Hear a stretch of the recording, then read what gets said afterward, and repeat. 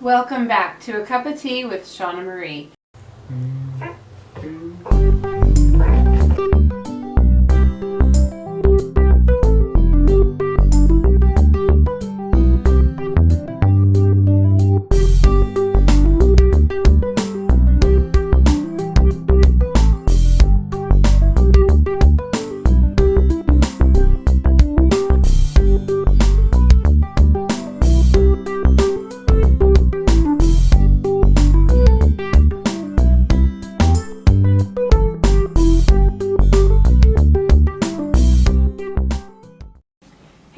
Welcome back to A Cup of Tea with Shauna Marie. I'm Shauna Marie. Hey, I know it's a little different.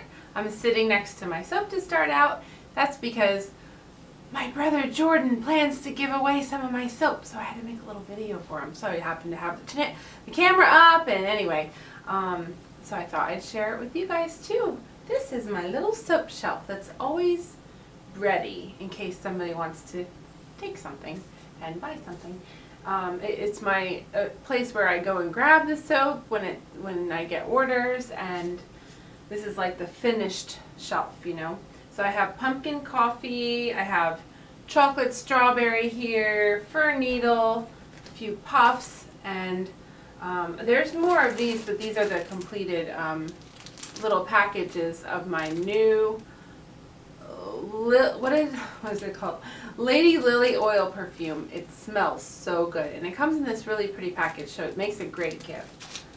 And anyway, so I have all these lovely soaps: Cumber Melon, Garden of Roses. This is what I do besides homeschooling and stuff, is I make soap. And I hope you'll be able to check out my site sometime at lathersforlife.com. Well, let's get started on our cup of tea with Shauna Marie. Let's go have some tea. Today I have Earl Grey de la Creme. No, just Earl Grey. If I wanted to make it de la Creme, I can either buy it that way, or I can add a little tiny drop of vanilla. Nice little trick for you. I like to put cream in it too, like half and half or something. So it's good. And yes, I did put sugar. I know that last year I was doing Trim Healthy Mama. This year I do better than I used to do, but I don't do Trim Healthy Mama. Do a little sugar sometimes, and then other days I might do no sugar or what. Anyway, blah, blah. So today we're going to be doing John 6, 15 through 29. But before I do read that, I thought we could chat a little bit. You know, last week I filmed at night, and while it served a purpose of making sure I did come with a cup of tea with Shauna Marie, you can tell the difference. Not only is it darker, I mean, I love the light streaming in, but of course I'm tired. You know, the difference is I'm tired. Now I feel good, but I got it in. So the next morning I was just like, so exhausted, because it wasn't just filming. I filmed, edited, and I think I tried to upload it. It was a mess last week, but I got it in, got it done. This week, good morning. It is Wednesday morning when I'm filming, and here I am. Last week, we had snow. I think that morning I woke up to more snow. I forget if it was snow and then more snow at that point. I think it was. But Sunday afternoon I got out in the snow, and whether my son was out there or not, I was out in the snow building a snow fort. And now it's just like a little bit of crumbly thing because it's been rained on. But I'm kind of hoping it will get more snow. I'm having fun in this snow here in Pennsylvania. And I told you last week that we were going to have sushi. We did. We love our sushi. And I do try to do something healthy as much as possible. So there's a lot of green on our table. This is the next day after I saw you last week. It's so funny though, because my husband, whenever we have sushi, I never think of picking up chopsticks. But he loves it. It's like part of the experience to him. So he went and got my tongs out of the kitchen and took the rubber off and was trying to use them like chopsticks. It sort of worked, but it was kind of big and clunky. You're thankful for this meal, right? Yeah. I mean, you like sushi, right?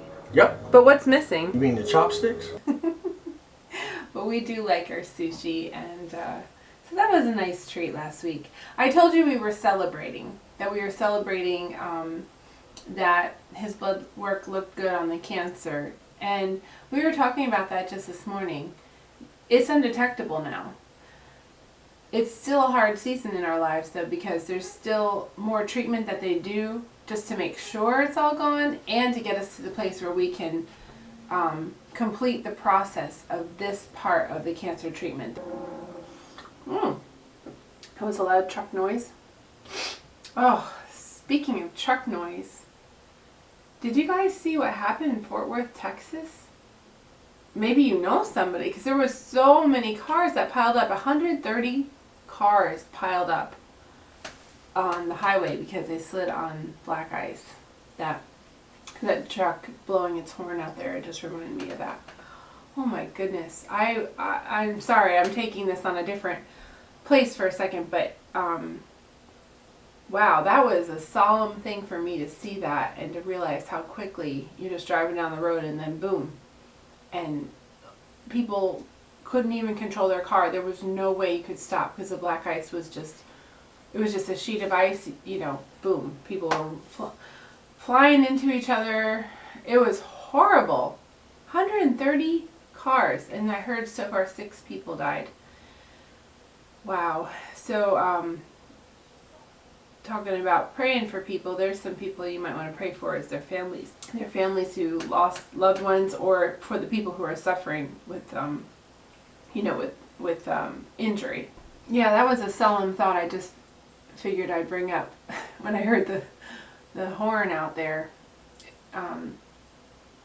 There's a bunch of people that suddenly found themselves in a car accident. And doesn't that make you think, really, really think, every day? You don't know what each day holds. And how are we going to use this day? Something to think about. Well, on a completely different note, just because I had it in my notes to share with you, and I think you'll find it funny, so we're going to switch back to something funny here. You know, my son draws a lot of like stick figures and writes his stories with lots of stick figures. And I've come to realize that he makes all his girls with this really weird thing on their head. And it may make one wonder, like, why is their hair like that? But you know, when you think about it, we don't usually dress up for our kids. They see the real. They see us flipping pancakes and looking the way we look every single day. And we don't always look all dressed up. You know what I'm saying? And sure enough, his pictures look like a girl with messy hair and a big bun on top. It's amazing how much we teach our children just by osmosis. Oh, well, that's all my chit chat for today. I'd like to now share with you John 6. We already read the beginning of the chapter when Jesus fed the 5,000. And we read verse 15, and we'll start with verse 15 all over again. I'll just go ahead and read through, and you can sit back and drink your tea. Jesus, therefore, perceiving that they were intending to come and take him by force to make him king, withdrew again to the mountain by himself alone. You'll remember that he just got done feeding the 5,000, and then he realized they want to make me king. So he pulled himself away where they couldn't see him.